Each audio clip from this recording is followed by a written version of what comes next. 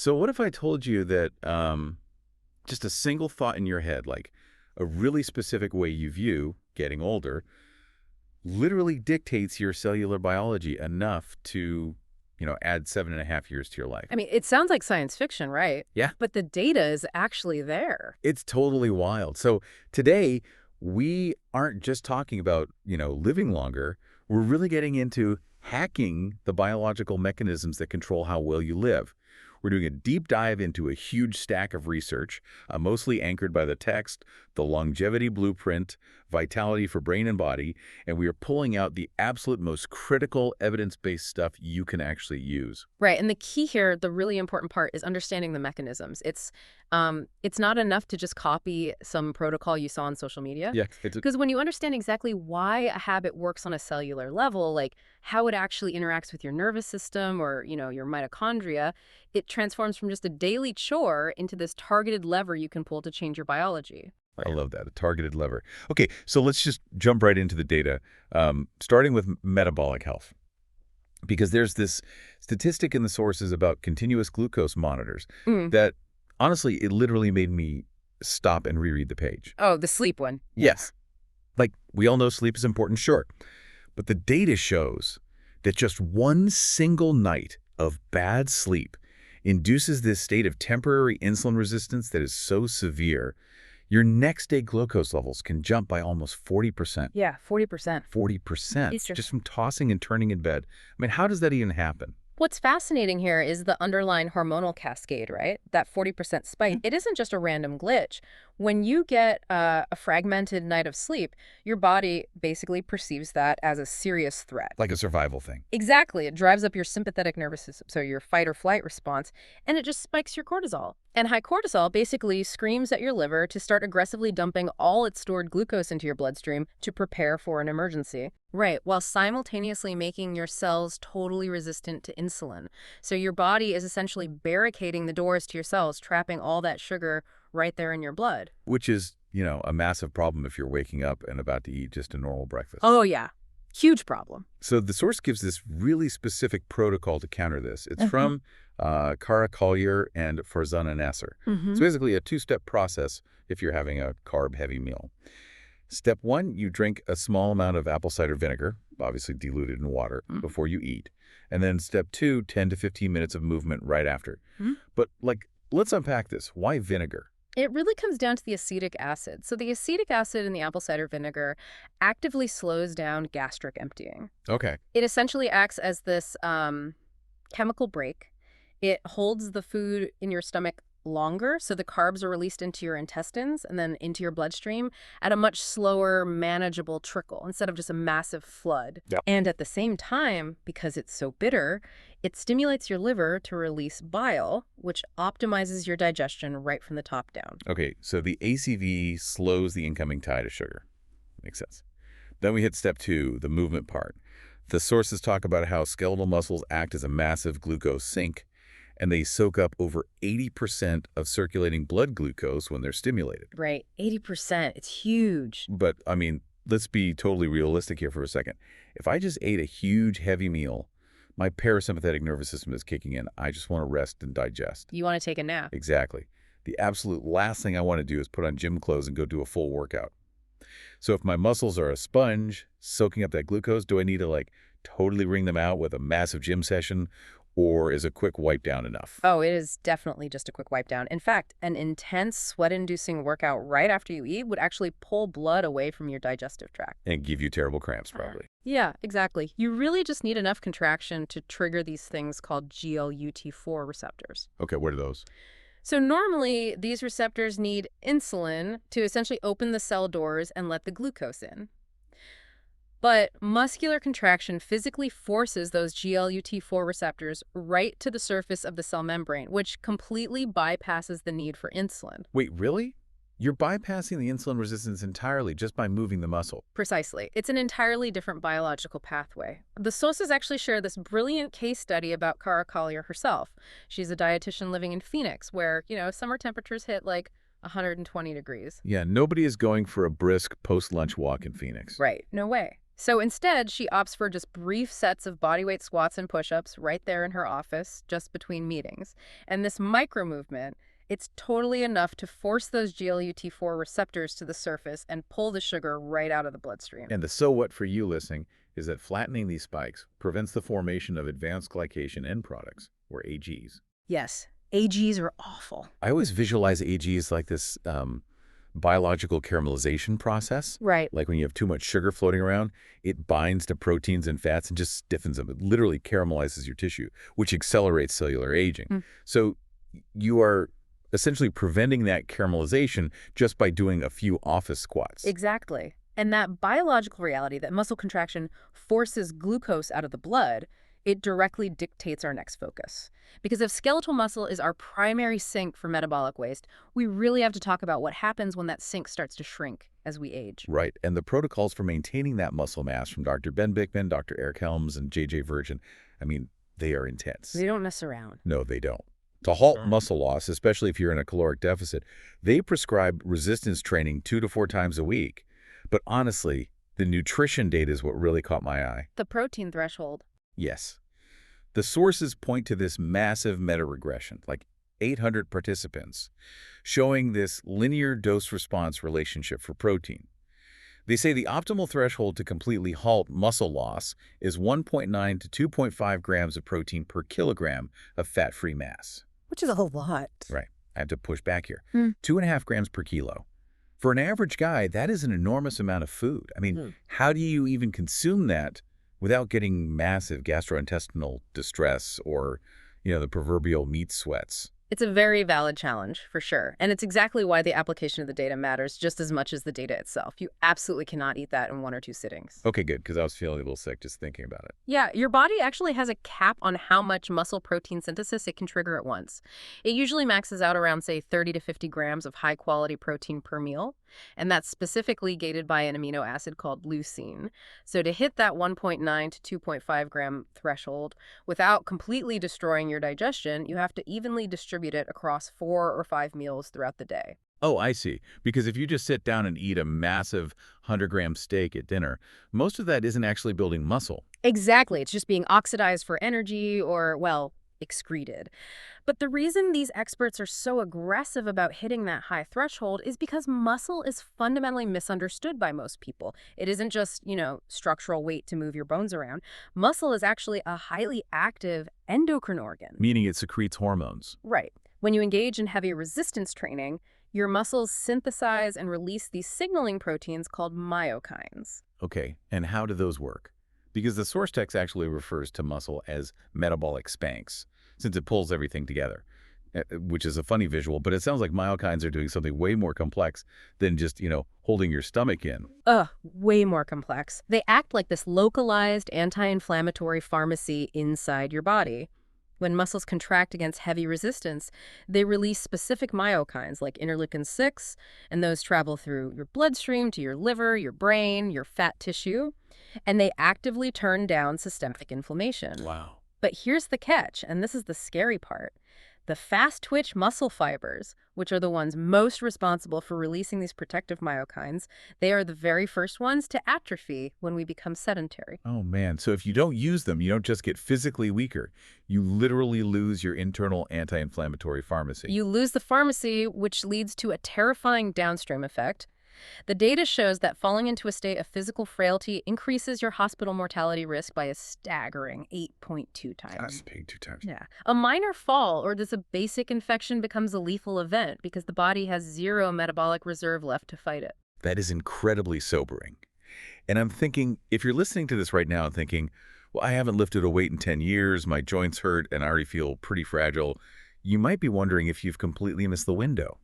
Like, is it actually safe to start loading the joints with heavy resistance at that stage? It is not only safe, it is literally the only way out of the fragility trap. Really? Yeah, the text highlights this physical therapy patient who got a really severe osteoporosis diagnosis, and she was just devastated. Her doctor essentially told her to stop all impact activities. She thought her active life was totally over. Which is what a lot of people hear. Right. But under proper supervision, she implemented just 30 minutes of resistance and balance training twice a week. So just 1 hour total per week. 1 hour a week, and the mechanical tension on her bones signaled them to increase density, and the muscle growth totally stabilized her joints. She quickly regained complete physical autonomy and was confidently navigating stairs without any fear of falling. Which proves the body is never just static. It's always waiting for a signal to rebuild itself. And I think this perfectly sets up our next major insight. Because all this physical stamina we're building, the heavy lifting, the vascular health, it isn't just about the body. The primary beneficiary of all that physical output is actually sitting right inside your skull. Yes, this is where the biological connections become just incredible. The physical endurance you build in your muscles literally clears the path for profound structural changes in the brain. So the sources outline this cardio structure called the Norwegian 4x4 protocol, which is heavily championed by Tim Ferriss and Dr. Majid Fatouvi. And honestly, it sounds brutal. It's not easy. It's 4 rounds of 4 minutes of high-intensity aerobic exercise, separated by 3 minutes of active rest. You are deliberately pushing your cardiovascular system to its absolute maximum capacity. But mechanistically, why? We just talked about muscles releasing myokines, but how does gasping for air on a stationary bike actually grow the brain? It's all about how the body responds to acute stress. When you hit that high-intensity threshold in the 4x4 protocol, you are temporarily creating a hypoxic environment, meaning your brain and muscles are burning oxygen faster than your lungs can actually supply it. Okay. The brain registers this metabolic stress and responds by triggering mitochondrial biogenesis. Relatively more engines. Exactly. It physically builds more energy-producing mitochondria inside your neurons so they can handle the stress better the next time. And simultaneously, it triggers a massive flood of brain-derived neurotrophic factor, or BDNF. Now, I've heard BDNF described a lot as miracle grow for the brain. But I'll be honest, that always felt a bit vague to me. Like miracle grow just makes plants bigger. It sounds like BDNF's doing something much more, I don't know, architectural. Yeah, Miracle-Gro is entirely too passive of a metaphor. Think of your brain's neural network like a massive, complex, high-speed rail system. BDNF isn't just the electricity running through the wires, it's the track-laying machine. I like that. Right. It actively promotes neuroplasticity by laying down new synaptic connections and reinforcing the insulation on existing pathways so signals can travel way faster. The track-laying machine. That makes so much sense. And the data from the sources shows just how much track is actually being laid. They tracked this 12-week intensive lifestyle program that used these exact stamina protocols. 84% of participants experienced objective cognitive improvements. 84% is wild. But the structural changes were what blew my mind. The participants successfully grew the physical volume of their hippocampus by 3%. And functionally, a 3% growth in the hippocampus equates to a brain that is literally 3 years younger. And Tim Ferriss notes that the structural volume changes from the 4x4 protocol can maintain that age reversal effect for up to 5 years. And the clinical outcomes of that are completely life-changing. Just look at the case of Carol, this 71-year-old patient detailed in the sources. She arrived at a brain clinic in a wheelchair, totally convinced she was facing a rapid, inevitable cognitive decline. She had lost all her independence. That's heartbreaking. It is. But after 12 weeks of progressively building her physical stamina and forcing that BDNF release, the track-laying machine did its job. She was out of the wheelchair, her energy levels rebounded. She was so sharp, she was actually actively looking to rejoin the workforce. From a wheelchair to job hunting in 3 months. Nah. That is incredible. But we do have to address the biological cost of all this, right? No. Building new mitochondria and laying down new neural tracks generates an enormous amount of metabolic waste in the brain. You can't just run the engine at redline all day long. You have to clear the exhaust. Absolutely. Which brings us to the glymphatic system. See, while you are awake, your brain is actively preventing waste clearance. It's way too busy just keeping you alive and processing the world. Makes sense. It is only during deep, slow-wave sleep that the brain cells physically shrink, which allows cerebrospinal fluid to rush in and wash all that metabolic exhaust out. And the sources show exactly what happens when you shortchange that process. Sleep deprivation doesn't just leave you feeling tired or groggy, it biologically reprograms you to gain weight. Just a few nights of poor sleep increases your hunger hormone, ghrelin, by 20% and suppresses your satiety hormone, leptin, by 15%. Because your brain interprets the lack of sleep as a literal crisis. If you are awake at 2 a.m., historically speaking, it meant you were in danger or you were starving. So it alters your hormones to make you crave hyperpalatable, calorie-dense foods just to survive the perceived famine. So how do we guarantee we get into that deep, slow-wave sleep to actually clear the exhaust? According to Dr. Michael Bruce in the text, it all hinges on one physiological requirement. To initiate sleep, your heart rate absolutely must drop below 60 beats per minute. Yeah, under 60. But you can't just forcefully tell your heart to slow down. So Dr. Bruce focuses on timing and breath. He recommends anchoring your wake time perfectly to your genetic chronotype, whether you are biologically wired as a lion, a bear, a wolf, or a dolphin. And the precision of that wake time is so critical because of the melatonin phase response curve.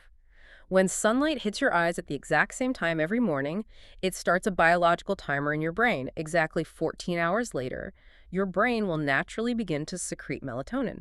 You're basically surfing a hormonal wave that you initiated at breakfast. Okay, but even with melatonin flowing, if you get into bed and your mind is just racing about, some dumb email you sent at work, your heart rate isn't dropping below 60. No, you're stressed. Right. To force that drop, Dr. Bruce introduces the 4-7-8 breathing method. You inhale for 4 seconds, you hold for 7 seconds, and exhale for 8 seconds, repeating that for 20 cycles. But what is the actual mechanism here? Like, why those specific numbers? It's all about the prolonged exhale. When your exhale is twice as long as your inhale, it heavily stimulates the vagus nerve. The vagus nerve then releases a neurotransmitter called acetylcholine directly onto the heart, which acts as a literal brake. It physically slows the electrical impulses that control your heart rate, forcing the cardiovascular system into a parasympathetic rest and digest state. Okay, the biology of that makes perfect sense to me. But in practice, counting breaths can be a massive trap. Like if I'm lying in the dark, hyper-focused on inhaling for 4, holding for 7, exhaling for 8, and trying to track 20 whole cycles, I inevitably lose count. Oh, everyone does. And then I get frustrated that I messed up, which spikes my performance anxiety, which spikes my adrenaline, and suddenly my heart rate is at 80, and I'm wide awake staring at the ceiling. It's a very common paradox, yeah. Engaging the analytical part of your brain account actively fights the exact relaxation response you're trying to induce. But Dr. Bruce recognized this flaw, and he actually hacked his own protocol. Instead of doing any mental math at all, he lies in bed and makes light fists with both hands under the covers. For every complete breath cycle, he just extends one finger. Once he hits 10 fingers, he reverses the process, bringing them back into a fist one by one. Wow, so you completely bypass the prefrontal cortex? There's no counting, just a physical anchor? Exactly. It occupies the mind just enough to block those stressful ruminations, but it requires zero mathematical effort. It rapidly lowers sleep latency, which is the time it takes to fall asleep, and ensures you drop quickly into the deep NREM sleep required for that lymphatic wash. That is remarkably simple. I love that. Okay, let's look at the whole system we've built here today. You're flattening your glucose curves with acetic acid and muscle contraction. You are optimizing your anti-inflammatory myokines with 2.5 grams of protein and heavy resistance. You're laying track in the brain with the Norwegian 4x4. And you are washing the brain's exhaust every night with vagus nerve stimulation.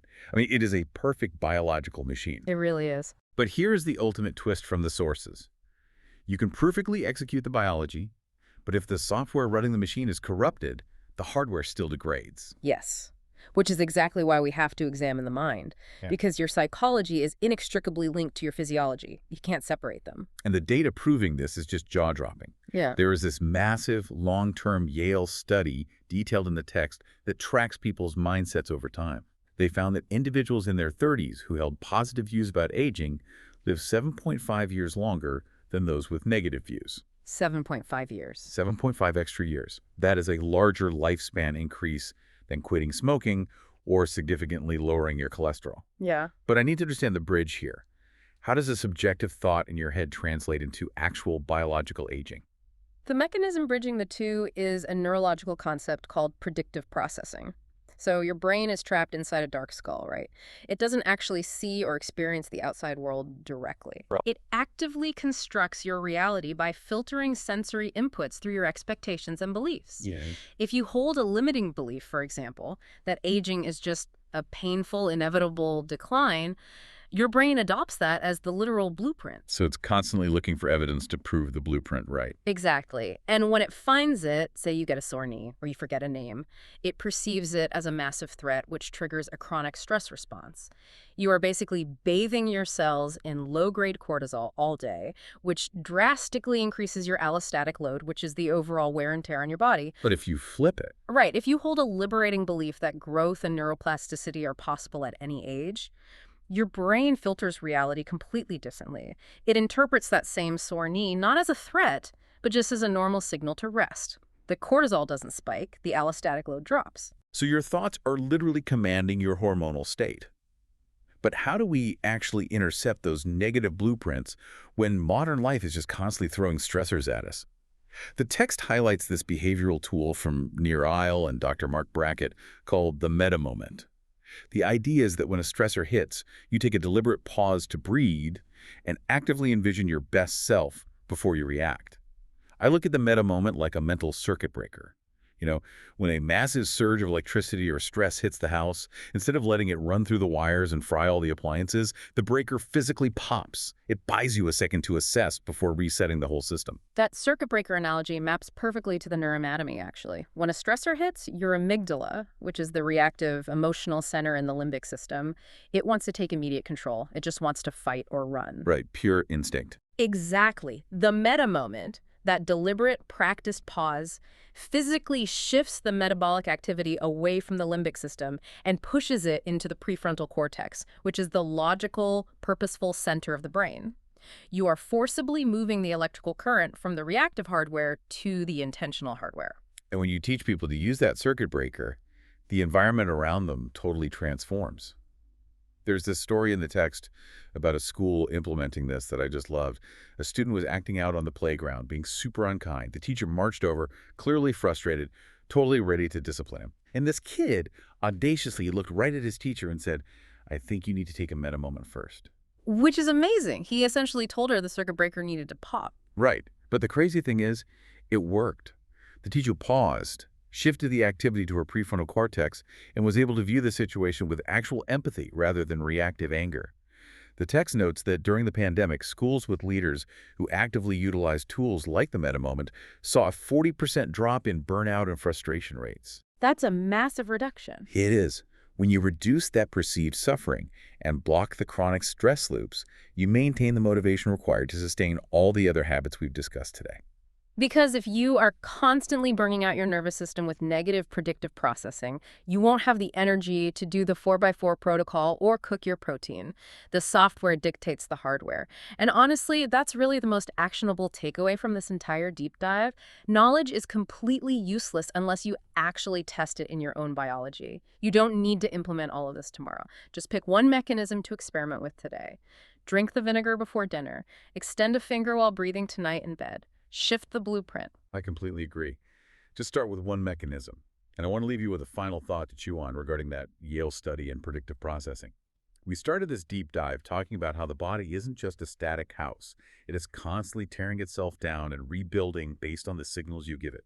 If your brain literally filters reality based on your expectations and simply expecting a positive outcome buys you 7.5 extra years of biological life, what does that mean for the stressful, catastrophic stories you might be telling yourself right now about your future?